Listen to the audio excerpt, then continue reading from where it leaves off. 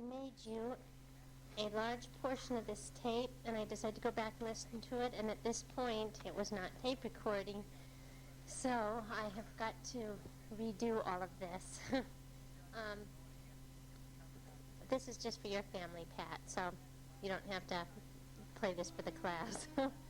I just wanted to talk to you guys a little bit and tell you how things are going. I feel like I've already talked to you because I just did all the because of just making this tape, but I'll try to do it again with the same kind of enthusiasm I had the first time. Gee, what a bummer. Anyway, I think what I was saying on the on the tape when it wasn't working was that we've kind of come into a new level of comfortability here, and I think crossed a line of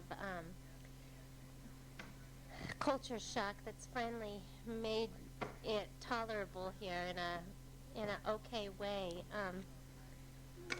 The fear level is really gone. What we used to have so acutely is just kind of, I'd say, 90% gone. The feeling of being able to get around and function and cook and get around the city, get around the neighborhood, knowing people, all that has helped a whole bunch. And I think we're at a level of being pretty comfortable with it.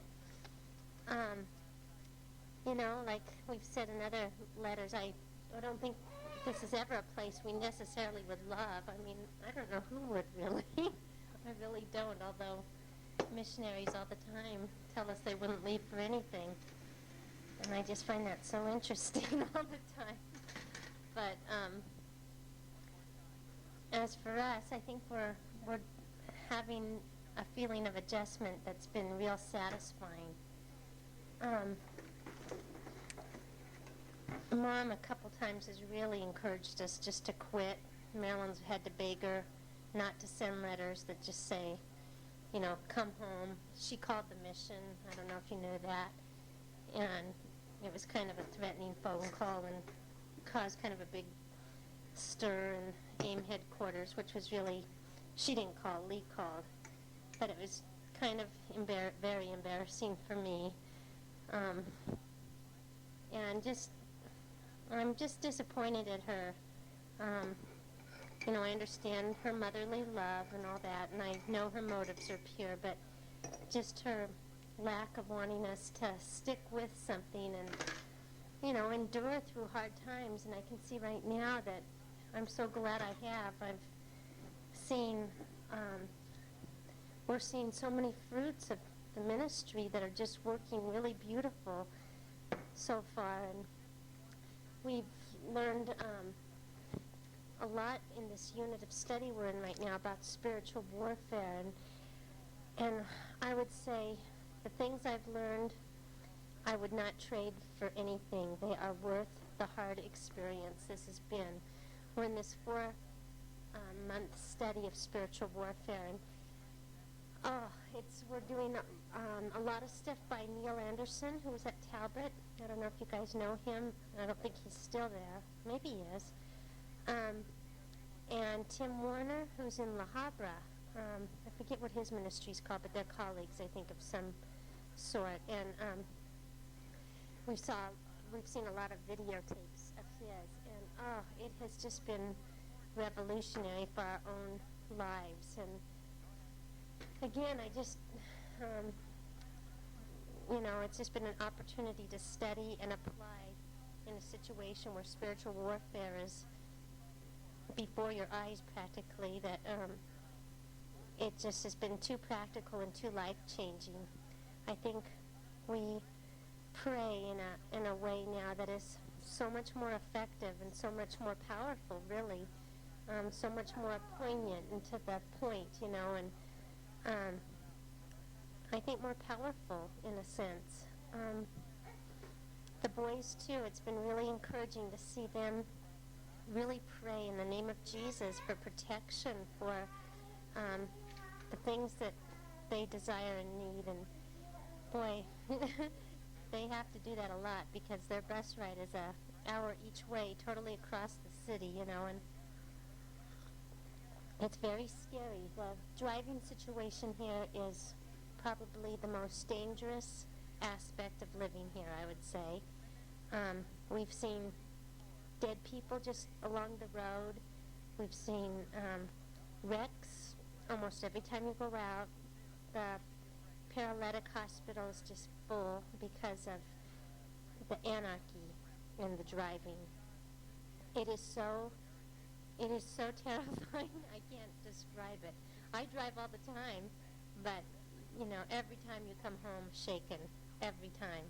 I haven't gotten past that. I don't know if anybody really does, because it's just too dangerous.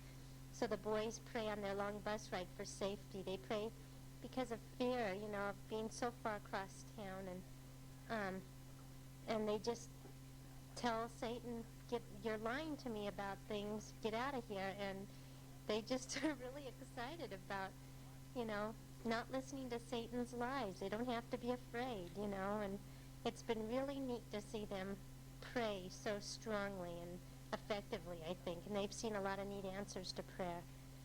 We've decided as a family to really pray for Sue and Kurt. Marilyn said that they've really kind of embraced so many religions lately and really are pulling away from the family, and Marilyn doesn't see him hardly at all, I guess, and says Sue's really into Buddhism and a lot of the things that actually we face in this culture and the Hinduism, and that just breaks my heart so much, because I think after being exposed to all these false religions more than anything, I appreciate that Jesus just loves us so much and that we can love him back, and how these other religions have no love connected with him, and it has baffled me why anybody would want to embrace a religion. Every other religion is works-oriented, and this is the only one that's so free and full of grace, and just requires a lot of love. And I don't know, it's just become so real to me and made us extra sad about Sue and Kurt and their family. So we're just going to, even though we're 10,000 miles away, we're just going to pray for those guys and believe that God's going to do a work in them. And same with First Stand Sister Laurel. We're really burdened for her. She, you know, just continues to live in a lifestyle that is just so destructive. So prayers become really our lifeline, I think, and I just never had that before, and so I think it's really worth that. These are the things that I share with Mom, and it just doesn't seem, you know, people becoming Christians, I could go on, but it just doesn't seem to make a big difference in her thinking. And so if you have any chance to encourage her, you know, to just, you know, tough it out with us and not discourage us by just, she questions even, what are you doing over there? Do you even have an effective ministry? And it just, I guess I just still need her support, you know, and I really read through her motives. I know she's just older and stuff, but I just would like to see her really trust God with this, and that seems really hard for her to do. So if you guys have a chance, Matt and Pat, your guys' comments in the video were just so encouraging to me. It made me want to stick it out, and that's why I think maybe you might be able to encourage her. You know, like you said, it can have more effects for sure than on just us and the family, but on your family and on everybody, you know, and has the potential just to be a witness for God's grace in a tough time. And so if you have a chance to, you know, encourage her that way, I'd really like that.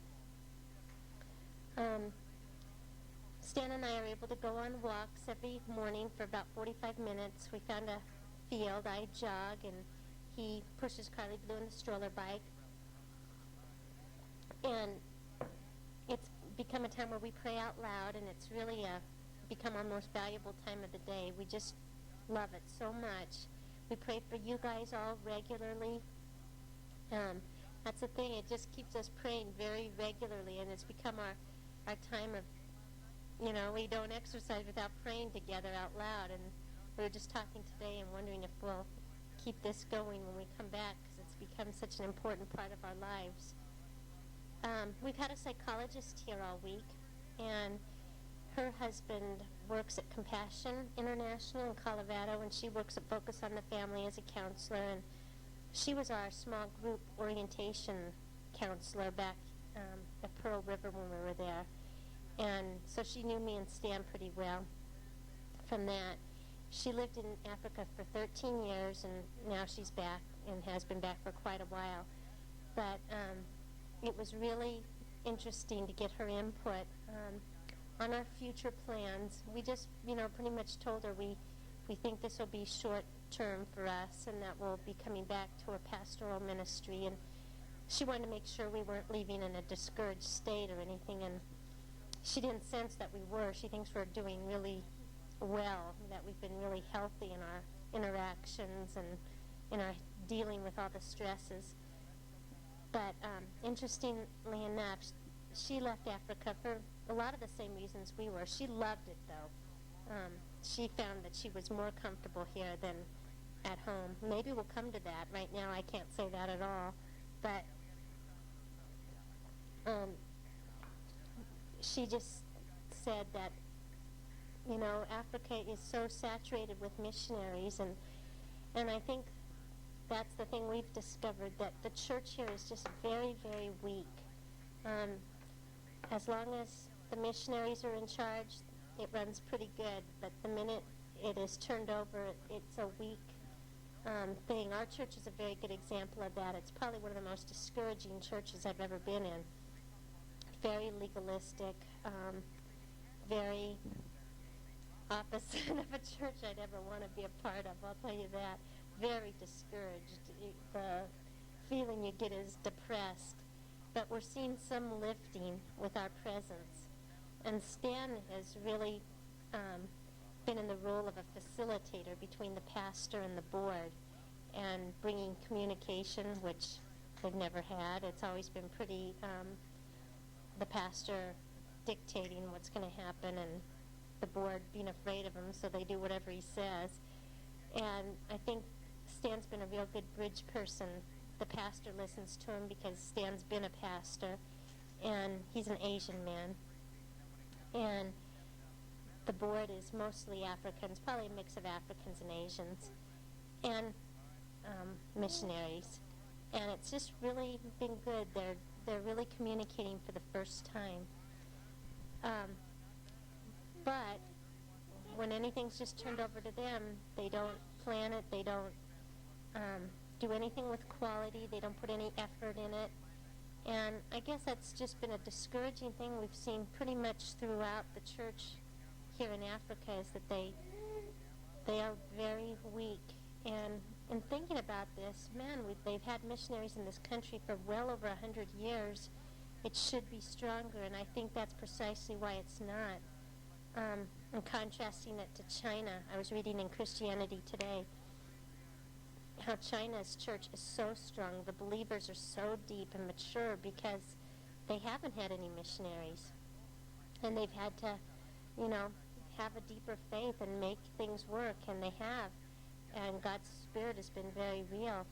Here, I think you just see it throughout this whole culture, just this dependence all the time on the missionaries that are here. And it's not healthy. And so there's almost become a conviction.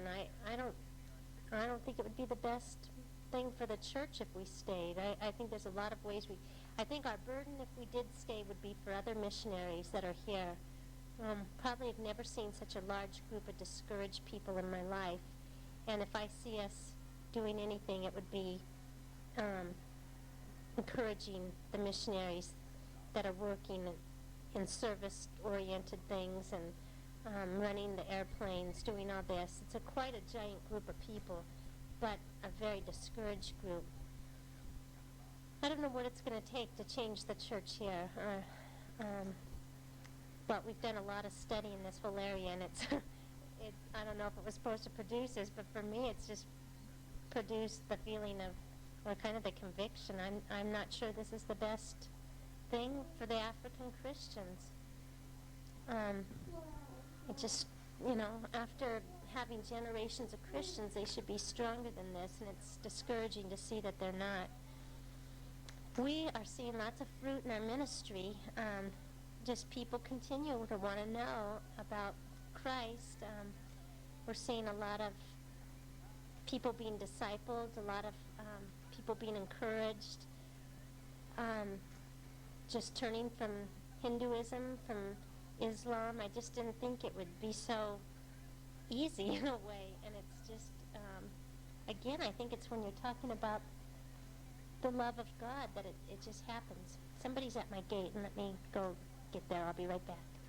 That was just the African helper from next door of the Asian family, and well, he's so nice. It's Mek's cousin who works next door, and he's just become a believer, and it's really exciting. They've been meeting with Stan twice a week for Bible study. Mek and Levi. His name's Levi. It's Levi, but you say Levi here. And then Mek has a girlfriend now, and they have been coming over once a week. She's really shy. I'm the first white person she's ever talked to. And last night we showed him the Jesus film and had him in for ice cream. And I think it's just like unbelievable that they would be in our house eating ice cream, watching a video. You know, it just does not happen like that too much. And our Asian neighbors are, I don't know what it's done. It's kind of, I don't know if it's kind of made a wedge in our relationship. They think it's so strange, but they treat him pretty much like dirt, and here we're lavishing attention on him, and I think they find that quite weird. But anyway, there's just this hunger in these guys to study, and anytime I go out and to Mek's room, he's just reading the Bible all the time, and this Levi is the same way, and just full of questions. Just lets me see how many resources we have, and we bought him each Bibles, and you think you gave him the world, you know, and there's just, you could be busy that way, you know, with so many people. The artist that you guys got a picture of from, he's also coming over a couple times a week and studying the Bible and just being shown his freedoms in Christ and how it's a free gift. And the lights and the power of the gospel is just so strong, and you just saw it go on in his mind yesterday, in his heart, and it's like, oh, wow, you know, it's just really neat to be experiencing that. I'm really excited that I feel real secure what I'm doing. I'm not as much on the front lines. The other team members are all seeing lots of people come to Christ, really involved with Asian ministry. It's just kind of unbelievable, the fruit that they're seeing as well. And a couple of years ago, I think I would have felt really threatened by that I wasn't doing enough. But I think that's one of the most valuable lessons I've found here is it does not matter what I'm doing as long as I'm doing it for God's glory. And my main energies have to be with my family, and that's my choice, but it's also, I think, from God. And in this culture, it just, family stuff takes so long, not just interaction, but taking care of the home. It just seems like I'm cooking all day. Everything has to be made from scratch. And so you just kind of start, you know, any tomato base, you can't buy tomato sauce. You can, but everything's really, really expensive. I feel broke. So I make every, you know, tomato sauce, you know, anything that requires a little can of tomato paste, tomato sauce, you have to just make it from scratch. Just a second. But that's a real area of growth for me. At one point I would have felt like, oh, I should be out doing more, and kind of laid a guilt trip on myself, and not really even because of any reason except for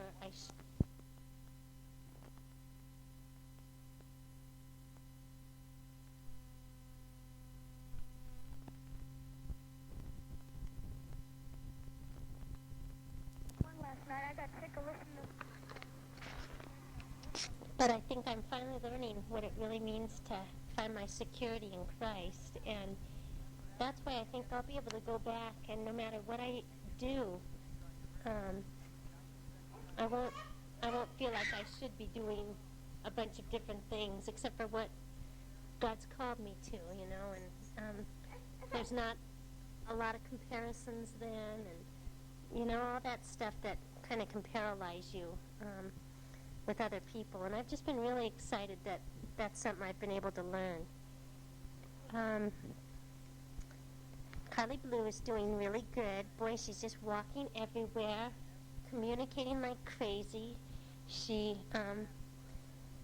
seems to just talk nonstop, and she knows exactly what she's saying. I wish we always did, but for the most part, we can figure out.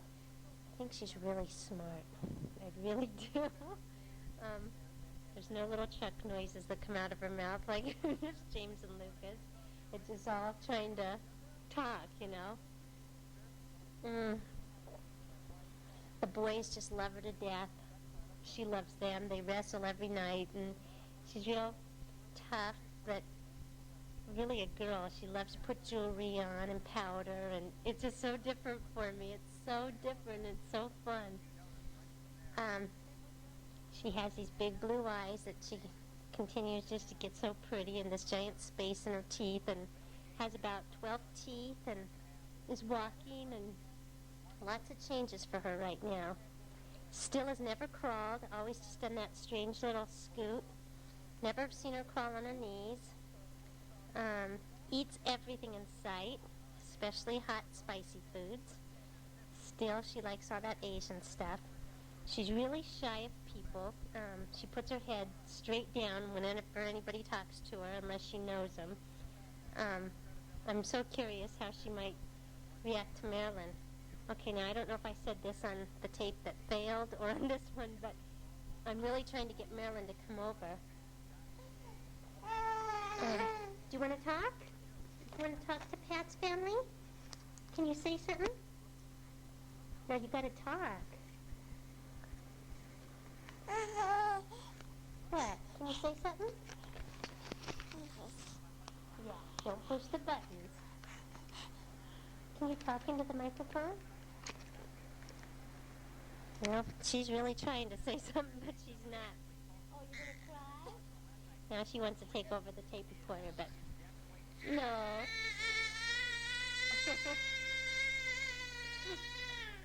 Uh-oh. Okay, you can sit up here with me, but you can't take over, okay?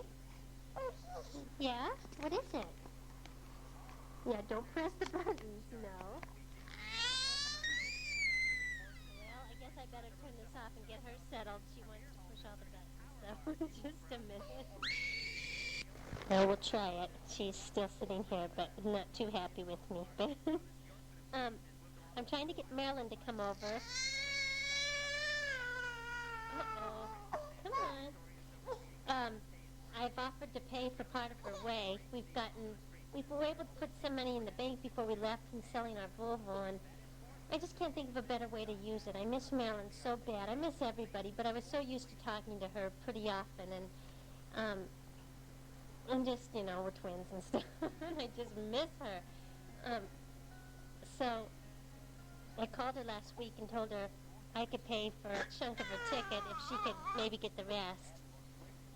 Of course, I begged, pleaded, asked Mom and Lee. You know, I never asked them for a thing. I have to say, I've never asked Mom and Lee really for one thing, but this time around, I've just begged them. Please help Marilyn out. And it wouldn't be a gift for her, it's a gift to me.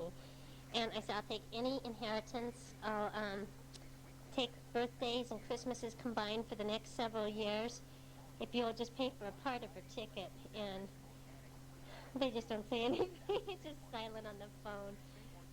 I just am bold about it because I feel like I need a visit from her so bad, from somebody in the family, and it would do me so much good.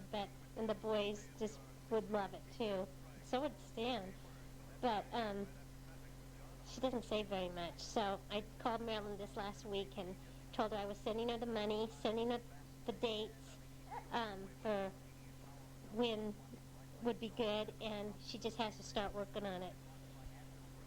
I don't know if you guys have any influence on Mom, but if you could encourage her, it would just be like the best thing. If Marilyn could come for like 2 weeks, and then, during the summer, I think it's the last 2 weeks of July I'm thinking of, and then, maybe your kids could get farmed out to different families and the family, maybe you guys, I don't know. And Don really wants her to come, and there's not a problem there, which I think is so neat of him. So, I don't know. I think Mom and Lee have, I don't know. I have no idea. I never treat them like they have very much money, because I don't assume that they do, but,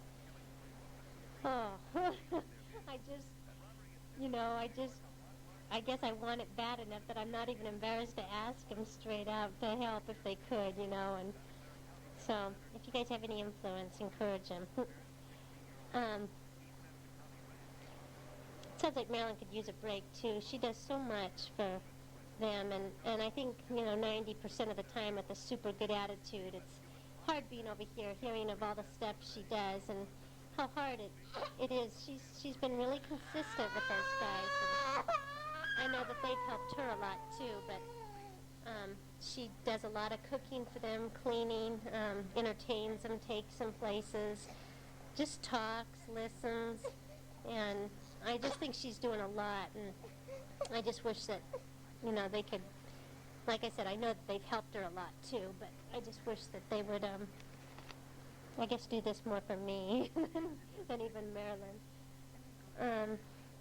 Anyway, I think it's going to work. I'm really praying about it. Marilyn is too, and we're just going to trust God for it to happen. Next week is my 15th year anniversary, and that's pretty exciting, although there's nothing really exciting to do to celebrate over here, but we're going to splurge and go out for dinner. It's pretty high. Any dinners you go to are really, really expensive, so you do it far and few between, really. Food used to be something I guess all the missionaries loved it because you could go out for dinner so much, but it's just not true now because of the dollar. It's 40 shillings to $1, so it's not a very good exchange rate at all. I literally do not buy anything except for food, and I'm terrified every time I go to the store because it adds up so quick, and I'm not buying hardly anything. But Stan told me just to relax and get what we need, and since that's the main thing we spend money on, not to worry about it. We got to eat, and so I've been really, really careful, and I think we've been so careful that we have been able to, we haven't used all of our monthly stuff. We've been, having to use it towards this expensive school and all that, but as far as everyday living, I think we've got it down to pretty basics. Electricity's really high here. Water's very high. All the utility things are just kind of scary prices, much higher than the U.S. Anything that you buy, anything except for pineapples and mangoes is more expensive. I'm shocked. I'm just shocked at the prices. I don't know how, people really make it. Sometimes I don't know how we're making it. I mean, it's just amazing. We just really learned to live very, very different. What else can I tell you? There's so much I've been going to say, and now I'm drawing a blank. We sure wonder how Elizabeth's doing at Biola, and just picture her having a good time, which sounds like from your letter, Pat, that she's enjoying herself quite a bit and coming over the right amount and, getting into her life there at the right, pace and stuff, and a healthy separation from home, but independent, and I don't know, it just sounded really good the way you described it. Of course, Catherine and... Oops, just a minute, somebody's at the door. I want to tell my husband I love him and he's the biggest reason. Catherine, we're proud of you. It sounds like you're in that honors band again and again and again. I can't believe it. But it sounds pretty neat. all you boys just doing all kinds of interesting things in sports as usual and getting taller than I can ever imagine. On the video that you guys sent, we couldn't believe it. The boys sure talk about you guys. We watched our Disneyland video the other night and got pretty sentimental about our trip down there last year, and it was just, it's really neat to have that on video. It'll be precious, several times I think while we're over here. And like I said, you guys were in our prayers a whole lot. Matt, sure sounds good that you've had such a good year at Biola. It's interesting. We're sure a lot more into soccer and tuned into it than we ever have been. It's so big over here, and it's just such a world sport that it's kind of neat you're on such the cutting edge that way, Matt. Pat, sounds like you're just busier than ever with that class. Sounds like you do some really neat things, and we all decided you'd make a pretty good teacher for the boys. Looks like I'm going to be the teacher for the boys next year. Pretty hard decision, but the cost of this school was so expensive that we decided there's just no way we can justify it. I just didn't even feel good about, spending $3,000 a year on elementary education and $500 a semester on bus rides, and then we have to end up, the van that we use from the church, we have to end up paying them $100 a month just to go to the bus stop using the van that we have. So this whole thing has just gotten out of hand financially. And so AIM has a homeschool situation I visited where it's kind of like a one-room schoolhouse. This year it was 10 girls. But they had this curriculum called Sunlight. It looks really good. I was very impressed. All the moms ran it. In this situation, there was lots of former teachers, so it was extra good. The problem is that they're almost all going on furlough this summer, and they'll be gone through January, almost all of them. So it looks at this point like we will be homeschooling here at our house, just me doing the boys from September through December, and then starting in January, they will have hopefully a teacher in place in a central location, and there's going to be other boys coming then, and looks like they'll do more of a cooperative effort. What? What? Can you give them a kiss? What are you going to say? Are you going to talk now? What? Can you talk? She's being shy again. I thought you were almost going to hear some stuff, but besides crying. Anyway, it looks like I'm going to be doing that. The boys are very excited about it. They are going to be glad to have a shorter day. I think, like I've told you before, their days, they leave for the bus stop at 10 to 7 and get home at 4:45. And it doesn't really leave a lot of time for anything, and so we're pretty excited about a change that way. They've had a very good year academically. It's been really tough, but they've done very well, and I think, if they were to stay in that school, they probably would really flourish that way. But I think they're strong enough that they'll do really well and maybe, flourish in other ways. And I think academically, I think I can do a good job teaching them. But, it's not my first choice, but it's just $800 for the whole year versus $3,000 at the least. So I think it will be a good thing. You might really be in prayer for us about that. I'd be able to do a lot more if I had a vehicle of our own, but when we're sharing it with other team members and stuff, it makes it kind of hard. Also, it's going to change my involvement as far as how much time I can devote to the team. So it kind of changes the dynamics somewhat, but like I told the team, my first priority has always just been mainly, my kids' well-being and my family, so they're very understanding of that, and it's not anything new to them.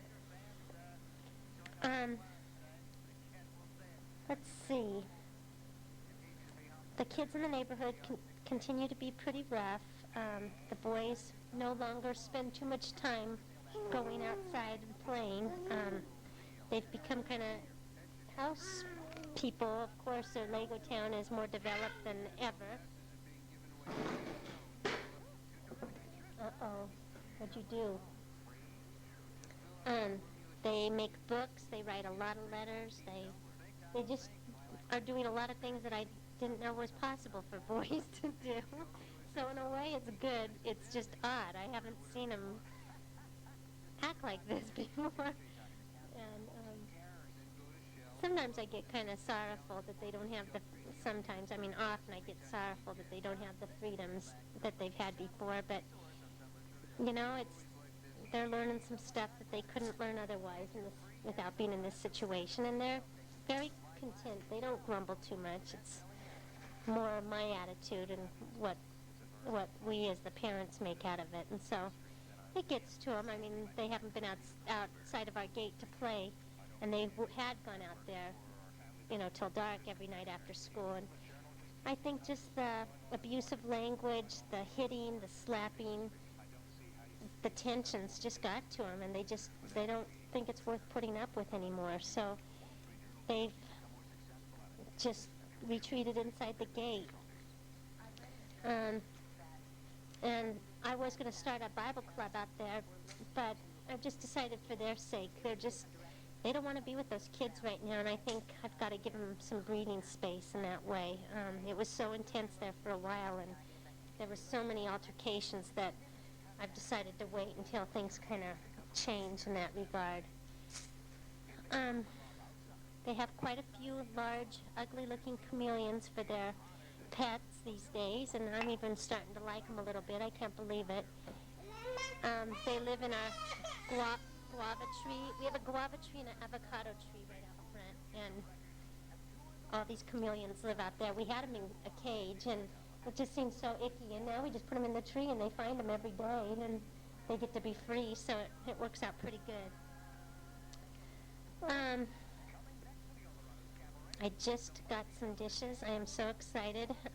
We were down to 3 gray plastic plates. They kept cracking on me, and I didn't have any plates. When people came over, I had to borrow dishes from people I could scrounge up, and finally we had put some money aside for a little dish fund, and they were so expensive. I just couldn't do it. I just couldn't buy them, and we were down to these 3 plates, and I finally had to. And I found a pretty good deal, and they're glass. So I just don't take this for granted. And, they're just kind of cream-colored dishes that you can practically see through. They're so thin, but they just seem like the best to me. And I have bowls now, and, it's just wonderful. So we now have hot water in the night. I don't have to haul pans and pans of hot water up for baths. Stan got it rigged up to where we can manually turn the switch on and get some hot water when we want it now. And we have electricity most of the time. Right now it's like off during the day, and often it just kind of will go off for several days, and then it'll be on most of the time, and it's just unpredictable. Still got to boil all of our water, and our clothes are getting pretty thrashed from being scrubbed by hand, and it really stretches everything about 5 times longer, and we just get holes in them a lot easier than before. So our clothes will be pretty much through. I think the ones that we brought out here anyway. Our home's it's pretty comfortable. I hope you've gotten to see the 3rd video by now, and you can just see a little more hominess to it all the time. Let's see. We were able to make tacos this week because we were able to find taco shells for $3.50 a box, and those hard crunchy ones. And so Stan bought that's compared to about $8 a box that they usually are. So Stan bought about 20 boxes, and because that's his favorite food. And we will get to have tacos now. I miss frozen yogurt probably more than anything. I miss low-fat treats. Low-fat, non-fat does not exist over here except for rice and fruit, but everything is fried in oil. And the good thing is I've learned to relax about it and not get so uptight, and, startles me every once in a while the way I'm eating, but I haven't seen much change in my body, and I'm still exercising real good, and lifting weights now 3 times a week, and so is Stan, and we've seen some really good changes in his body. He had lost 30 pounds, so it's good to see him get his body back in shape, and he walks so fast that I literally have to jog, so it keeps my heart rate and his heart rate going at a good pace together. We only have these little 9-pound weights. A set of 10-pound weights, just little hand weights, cost $300, just one pair. Oh, we were so bummed out because poor Stan has to do so many repetitions with these little 9-pound weights, but for me it's pretty much okay. I mean, I'd like to have some bigger ones, but you know, at least I can get sore a lot faster. Stan has to do so many, but $300 for a little one-hand set. To join a gym is just ridiculously high. I mean, it's just crazy, like $1,200 each for antiquated equipment and a year, and it's just, you know, it's not even, it's just unbelievable. So you just make do. I'm teaching Sunday school now, and that's really challenging. There's Asians, Africans, missionary kids, and Somali kids, a Hindu boy, and they just don't understand a lot. They don't communicate. My boys are the only ones that talk, and yet they go to school where they learn English, and they speak English, but there's not, I think the Kenyan way is that they don't participate too much. So it's been really challenging to make it interesting and fun for them. That's a concept that is not in teaching over here, I don't think, in the Kenyan way anyway. Asian too, it's very strict, very harsh. You get punished, actually hit and beaten if you get wrong answers. So they're coming from when they come to my class, it's a totally different experience. But it's challenging, and that's been rewarding. And it's also given my boys something they were getting from the Asian teacher, just erroneous teachings from the Bible. And again, I don't want to take over, but you know, they asked for teachers and nobody steps forward, and I just thought, I've got to do something besides wrestle Carly Blue the whole time on a dirty floor, so it's much better for me too.